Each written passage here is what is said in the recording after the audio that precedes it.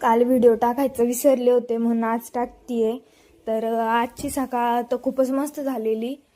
त्यानंतर मी बडीसोबत खेळत होते, बडीला आवाज दिला, तो लगेच पळतच आला।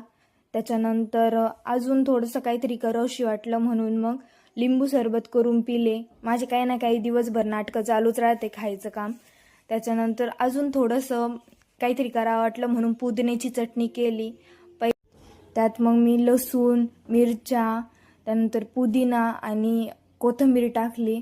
तर माझी रेसिपी कशी वाटली ते सांगा।